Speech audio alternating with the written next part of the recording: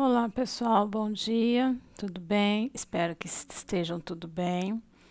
A gente vai falar aqui a respeito das proteínas, certo? A gente continua falando aí sobre a composição química dos seres vivos, tá? Então, a gente falou sobre todas essas questões que estão aparecendo aí, relacionadas a substâncias inorgânicas, água, sais minerais. Falamos em algumas substâncias orgânicas, como os glicídios, lipídios, vitaminas, e agora vamos falar sobre proteínas, né? Na semana passada, a gente trabalhou os aminoácidos, que foi importante para a gente começar a introduzir a questão das proteínas, né? A gente viu quem são esses aminoácidos, como esses aminoácidos eles se unem, né, para formar então as proteínas, que são compostos orgânicos extremamente abundantes nos organismos, tá? Em todo e qualquer organismo que você possa imaginar, vai ter aí no seu corpo proteínas, tá? E elas são responsáveis pelas mais diversas funções, né, que elas podem compreender, ok? E aí, na questão dessas proteínas, ai Jesus, espera aí, fui mexer num negócio aqui e deu ruim, mas vamos lá. E essas proteínas, né, como a gente já falou, são formadas por longas cadeias peptídicas, por longas cadeias de aminoácidos, né, e esses aminoácidos apresentam essa estruturação aí. A gente vai ter um grupo amino, um radical e um grupo carboxila, né, que para formar essas longas cadeias peptídicas, a gente tem a ligação covalente entre o grupo carboxila com o grupo amino. E a gente sabe também que existem 20 aminoácidos que são essenciais e o que vai diferir um do outro é esse radical aí, né? Vimos também que as proteínas são polímeros de aminoácidos, né? Então, para a gente ter uma cadeia imensa de aminoácidos para formar as proteínas, a gente vai utilizar aí, em média uns 140 aminoácidos, tá? Ou seja, a gente vai precisar de 70 cadeias polipeptídicas. 70 cadeias polipeptídicas não significam que são 70 aminoácidos, tá? Para ter 70 cadeias polipeptídicas, em média, eu vou precisar de 140 aminoácidos, ok? E aí, a gente tem várias formas de classificar as proteínas, como vocês podem estar vendo aí. Vai desde a sua estruturação até a sua forma, sua conformação, tá? Só que antes de a gente começar a falar propriamente dito da classificação das proteínas, a gente precisa ver e entender algumas coisas, né? Como que conseguiu chegar até essas formas de classificação das proteínas, né? Como que eu consigo classificar as proteínas de acordo com a sua estrutura, tipo, composição, número de cadeias e a sua forma? Da onde que vem tudo isso, né? O que que acontece? Existe, há muito tempo atrás, um cientista chamado de Linus Pauling, certo? Esse carinha aí, ele estudou os aminoácidos específicos de uma determinada proteína, da proteína mioglobina, né? Essa proteína mioglobina, ela é composta por vários aminoácidos e Linus Pauling percebeu que essa proteína ela tinha uma estruturação diferenciada de acordo com a sequência de aminoácidos que eram unidos. E ele percebeu que tinha uma conformação de alfa-hélice, né? O que essa mioglobina tinha de diferente? Que essa mioglobina, ela tinha uma torção que fazia parecer uma hélice, né? E aí, ele percebeu que conforme ocorria essas sequências de aminoácidos, essa proteína ia apresentar uma estruturação, uma conformação e uma determinada função, né? E por que que ele estudou a mioglobina? Ele estudou a mioglobina porque é uma proteína que se liga ao oxigênio, né? Só que é muito diferente da hemoglobina, tá? São duas proteínas que têm funções semelhantes, mas não são iguais. A mioglobina, ela é uma proteína que vai se ligar muito fácil ao oxigênio e vai também se desligar muito fácil. Então, a gente pode dizer que ela é uma proteína que tem uma ligação não muito estreita, não muito forte com o oxigênio. E ela é uma proteína exclusiva dos músculos, tá? Então, ela vai transportar e armazenar oxigênio apenas nos músculos, certo? O que é diferente para a hemoglobina, né? A hemoglobina, ela é uma proteína específica para o transporte de oxigênio a partir dos pulmões, lá nos alvéolos pulmonares, até as células dos tecidos, tá? Então, a hemoglobina que é responsável pela oxigenação de todo o organismo. E quando a gente comparar essas duas proteínas, mioglobina e hemoglobina, a gente vai perceber que elas têm complexidades diferentes. A estruturação delas, a conformação delas é diferente. Enquanto a mioglobina, ela tem um formato, uma estruturação parecida de uma hélice, uma torção, a hemoglobina, ela já vai ter várias dobras entre si, formando uma espécie de esfera. Então, a hemoglobina ela é muito mais complexa do que a mioglobina, né? A gente classifica a mioglobina como uma estrutura secundária e a hemoglobina como uma estrutura quaternária, certo? E a hemoglobina, quando ela se liga ao oxigênio, ela vai se alterar na sua conformação e ela passa a se chamar oxihemoglobina, né? Quando ela se liga ali ao oxigênio, quando ela transporta esse oxigênio ao local determinado e vai liberar esse oxigênio para a célula desse tecido, ela vai subir uma outra conformação que é a desoxihemoglobina, que ela liberou aquele oxigênio.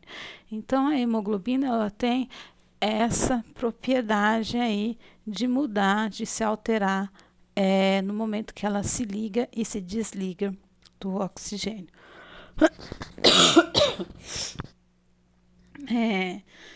E aí, quando a gente vai estudar essas classificações, principalmente de estrutura, que é o que mais vai importar para nós nesse primeiro momento, a gente vai perceber que é essencial uma sequência correta dos aminoácidos, porque se não houver essa sequência correta dos aminoácidos, essas proteínas não vão conseguir desempenhar a sua própria função, tá?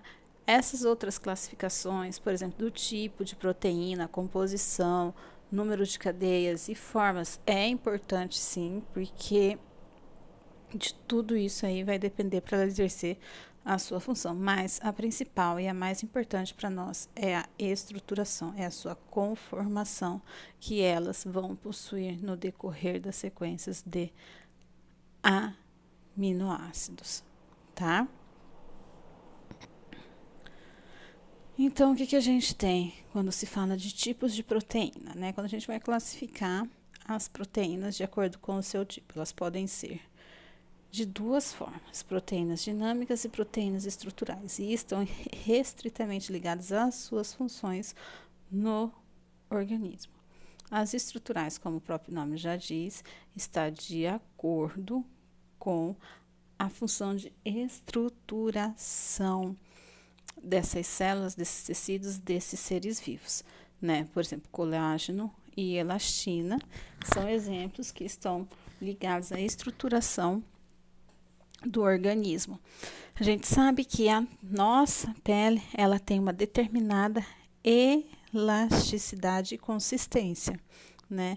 Então, o que dá essa consistência e essa elasticidade à pele são essas duas proteínas, colágeno e a elastina. Colágeno vai dar essa consistência, essa dureza da pele, vamos dizer assim, e a elastina, essa elasticidade, certo? E quanto às proteínas dinâmicas, elas são proteínas que estão diretamente ligadas às ações do organismo, né? São proteínas ativas.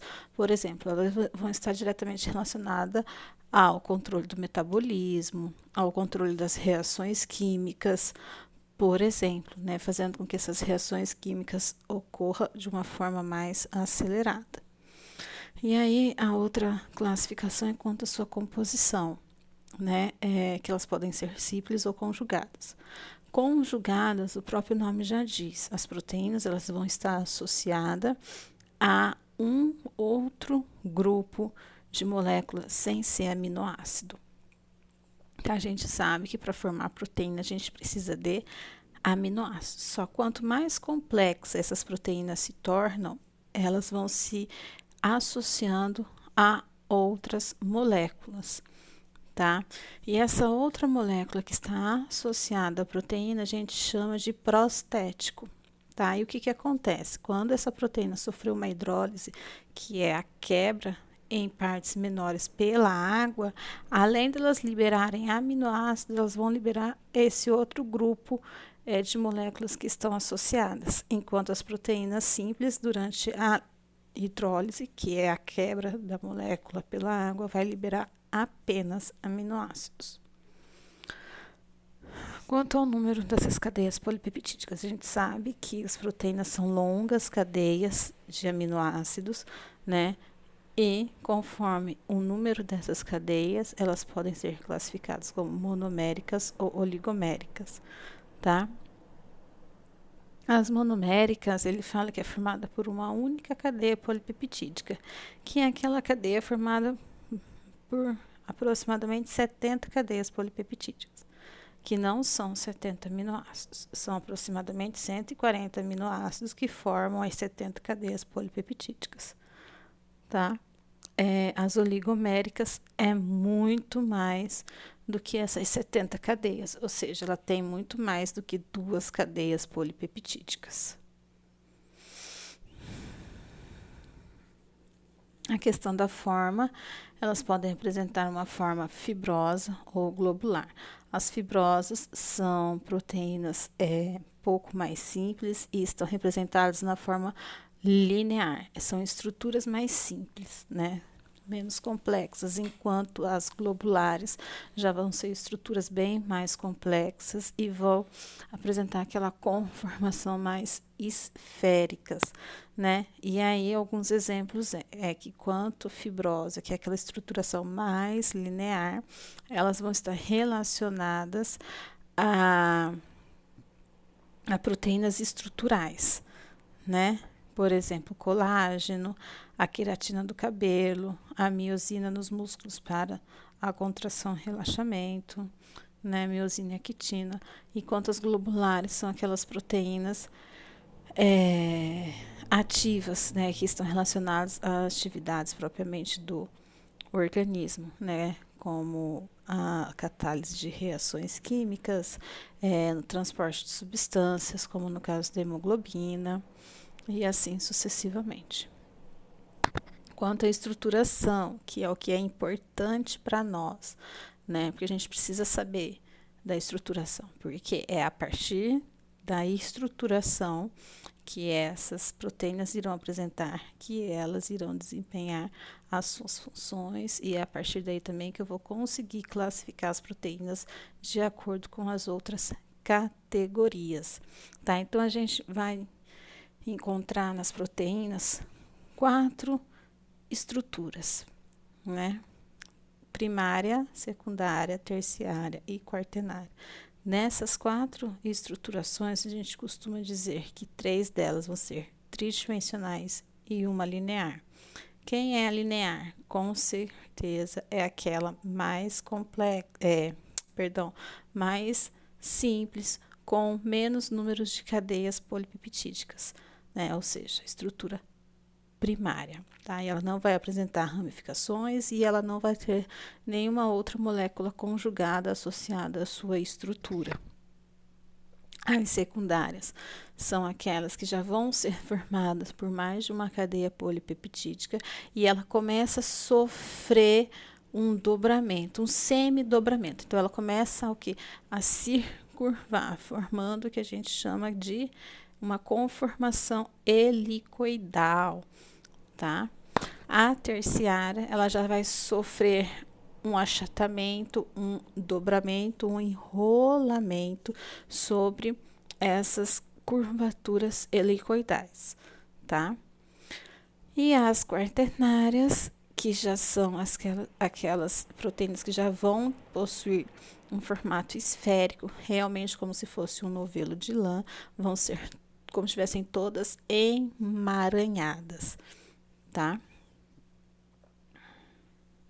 E aí a gente tem as funções, né? Na semana passada eu pedi para vocês descreverem algumas funções que vocês achavam, imaginavam que as proteínas poderiam desempenhar no nosso organismo. E muita gente falou em relação à defesa, transporte de oxigênio, né? E é isso mesmo.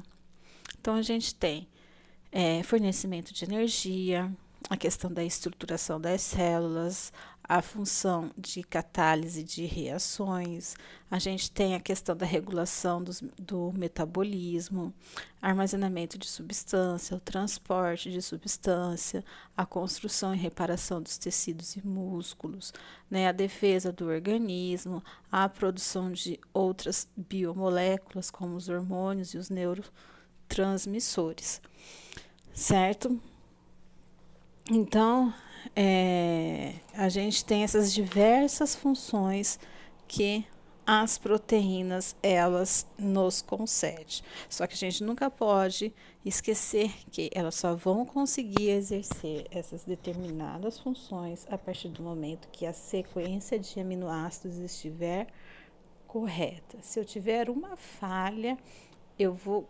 É como se eu desconfigurasse essa proteína e ela vai deixar de realizar a função que deveria realizar, certo? E aí, conforme a sequência de aminoácidos, eu vou ter a sequência da formação das estruturas dessas proteínas que vão determinar as suas funções, né?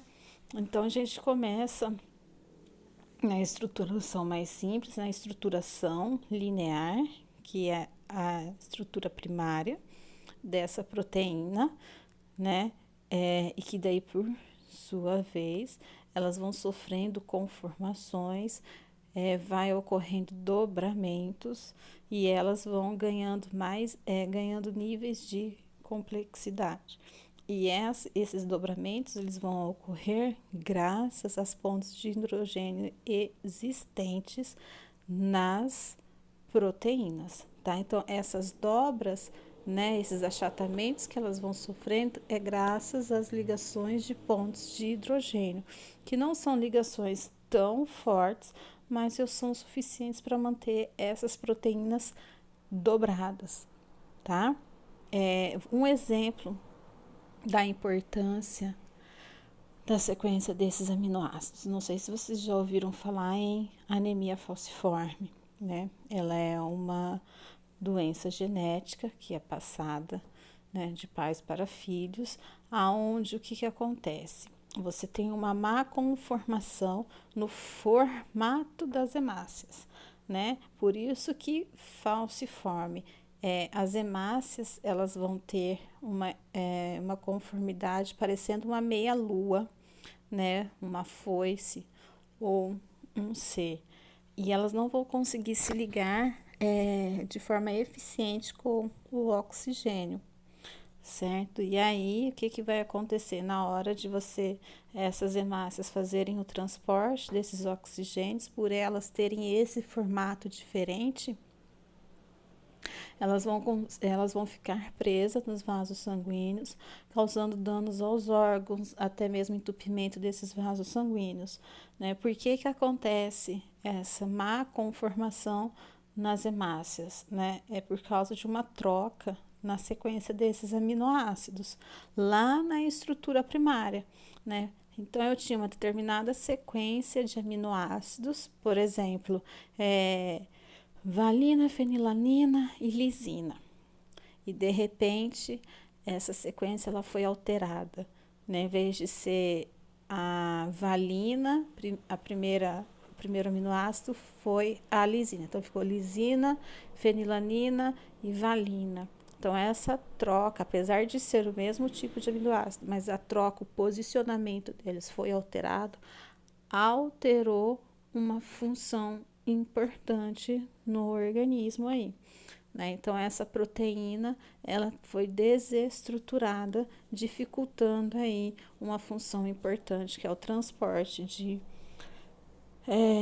oxigênio, né? Então por isso que essa sequência de aminoácidos ela é muito importante na estruturação primária das proteínas, tá? Então, por enquanto, é o que eu queria falar para vocês, né, nessa parte introdutória aí de proteínas. Qualquer dúvida, por favor, busque a gente aí, ok?